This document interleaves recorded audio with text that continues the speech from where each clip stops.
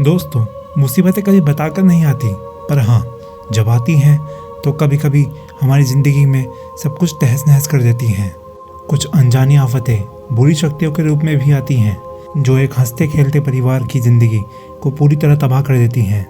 जी हाँ, ऐसा ही कुछ हुआ था मनीष और नंदनी के साथ। मनीष और नंदनी की शादी को बहुत साल हो गए थे, लेकिन उन्हें कोई बच्चा नहीं हो रहा था। उन लोगों ने बहुत कोशिश करी, लेकिन नतीजा उनके अनुसार नहीं हो रहा था। हार मानकर उन लोगों ने एक बार वैष्णो देवी माता मंदिर के पास जाकर मन्नत मांगी। माता ने उनकी पुकार शायद सुन ली थी। कुछ हफ्तों में ही नंदनी ने मनीष को वो खुशखबरी दे दी जिसका वो बहुत समय से इंतजार कर रहे थे। नंदनी माँ बनने वाली थी। दोनों बहुत खुश थे, लेकिन मनीष को नंदनी की बहुत फिक्र हो रही थी, क्योंकि मनीष तो जॉब पर चला जाता था और नंदनी की देखभाल करने वाला वहाँ पर कोई नहीं था। कुछ दिन ऐसे ही चलता रहा। वो दोनों घर में आपस में बातें कर ही रहे थे कि उनके मेन गेट पर किसी ने बेल बजाया। मनीष ने जाकर दरवाज़ा खोला तो वहाँ एक औरत खड़ी थी, जो दिखने में बेहद खूबसूरत थी। उसने नीले रंग की साड़ी पहन रखी थी और आंखों में काजल लगा रखा था। मनीष ने उस औरत से पूछा, जी बताइए, आप कौन? मैं आपकी क्या सहायता कर सकता हूँ? तभी उस औरत ने बोला, साहब जी, मैं काम ढूंढ रही हूँ। मुझे काम की बहुत ज़रूरत है। मेरे घर में मेरा पति बहुत बीमार है और घर का खर्चा चलाने के लिए मुझे काम की ज़रूरत है। मैं आपके घर की साफ़ सफाई, खाना बनाना सब काम कर लूँगी। तभी मनीष ने बोला, आप थोड़ा रुकिए। मनीष नंदनी के पास गया और उससे वो औरत के बारे में बताने लगा और बोला, उस औरत को काम पर रख लेते हैं। मैं घर पर ज़्यादा नहीं रहता और तुम पेट से हो तो तुम्हारी देखभाल करने वाला कोई तो होना चाहिए ना। नंदनी भी मान गई और दोनों के मेन गेट के पास आकर उस औरत को अंदर बुलाए। नंदनी ने उस औरत से उसका नाम पूछा तो उसने बोला, मेरा नाम सुनैना है। मैं यहीं पास के मोहल्ले में एक छोटा सा घर है, उसी में रहती हूँ। नंदनी ने सुनैना को सारा काम समझाया और उसे कल से आने को बोल दिया। अगले दिन से सुनैना आने लगी और नंदनी का भी मन अब लगने लगा, क्योंकि मनीष के जाने के बाद नंदनी अकेले काफ़ी बोर हो जाती थी, लेकिन सुनैना के साथ अब उसका अच्छा खासा वक्त गुजर जाया करता था। मनीष भी बेफिक्र होकर काम पर जाने लगा था। यूं ही कुछ महीने बीत गए, लेकिन 7 महीने गुजरे ही थे कि तभी नंदनी को ना जाने क्यों इतनी ज़्यादा उल्टियाँ होने लगी और वो दिन पर दिन कमज़ोर होती जा रही थी। मनीष को यह सब देखकर नंदनी की बहुत ज़्यादा फिक्र होने लगी और उसके आने वाले बच्चे की भी फिक्र होने लगी। वो नंदनी को लेकर पास के ही एक बड़े से हॉस्पिटल में गया, लेकिन वहाँ पर डॉक्टर्स को भी समझ नहीं आ रहा था कि आखिर क्या हो रहा है। डॉक्टर्स ने बहुत सारे चेकअप किए, लेकिन वो फिर भी समझ नहीं पा रहे थे कि नंदनी के साथ आखिर कौन सी बीमारी चिपक गई है। एक और बात हैरान कर देने वाली थी, वो ये थी कि नंदनी के पेट पर एक अजीब सा काला निशान उभर रहा था। मनीष को कुछ समझ नहीं आ रहा था वो क्या करे। मनीष ने यह सब बात नंदनी और अपनी एक कॉमन फ्रेंड जिसका नाम काजल था उसे बताई। काजल अगले ही दिन उन दोनों से मिलने उनके घर आ गई। उसने भी वो काला निशान और नंदनी की हालत को देखा। उस समय वहाँ पर वो नौकरानी सुनैना भी थी। काजल नंदनी को देख ही रही थी कि उसका ध्यान सुनैना पर गया और उसने सुनैना को वहाँ से बाहर जाने को बोला। फिर काजल ने बोला, ये औरत कौन है? मनीष ने बोला, इसको हमने कुछ महीने पहले ही काम पर रखा था।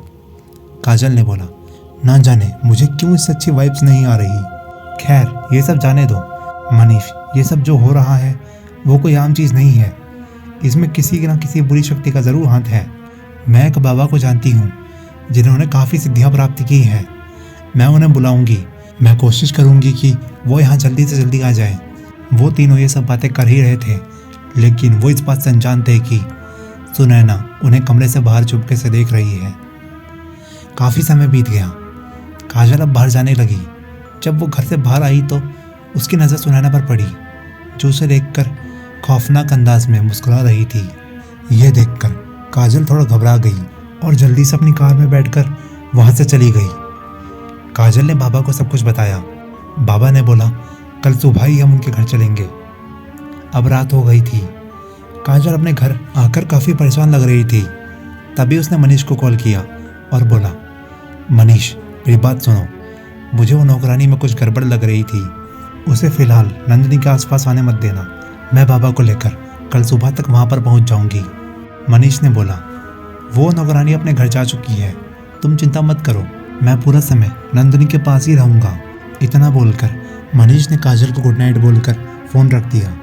खाना पीना खाकर मनीष और नंदिनी सो गए। आधी रात हुई थी कि तभी नंदिनी नींद में ही डर के एक अजीब सी आवाज़ निकाल रही थी। इस आवाज़ से मनीष की आँख खुल गई। उसने नंदिनी को उठाने के लिए उसे जैसे ही छुआ तो वो बहुत ज़्यादा घबरा गया, क्योंकि नंदिनी की तबीयत खराब होने लगी थी। उसका शरीर आग की तरह तप रहा था। उसने जल्दी से डॉक्टर को कॉल करके बुलाया और डॉक्टर ने कुछ दवाइयाँ दी और चला गया। लेकिन नंदिनी को आराम नहीं हो रहा था। उसकी हालत ठीक होने की जगह और भी ज़्यादा खराब होती जा रही थी। नंदिनी को अचानक ही उल्टी हुई, लेकिन वो उल्टी का रंग काला था, जिसे देखकर मनीष बहुत ज़्यादा डर गया। उसने तुरंत काजल को कॉल करके सब बताया। अब सुबह के लगभग 4 बज रहे थे। मनीष को काजल ने बोला था कि सुबह होते ही वो बाबा को लेकर आ जाएगी। मनीष नंदिनी को संभाल ही रहा था कि तभी दरवाजे पर एक बैल बजी। मनीष दरवाजे पर जैसे ही गया, उसने दरवाज़ा खोला तो देखा कि सामने वही नौकरानी सुनैना खड़ी थी। मनीष को भी सुनैना पर शक हो रहा था, इसलिए उसने सुनैना को बोला, अब से तुम मत आना, तुम्हारा जितना हिसाब है तुम कल आकर ले जाना।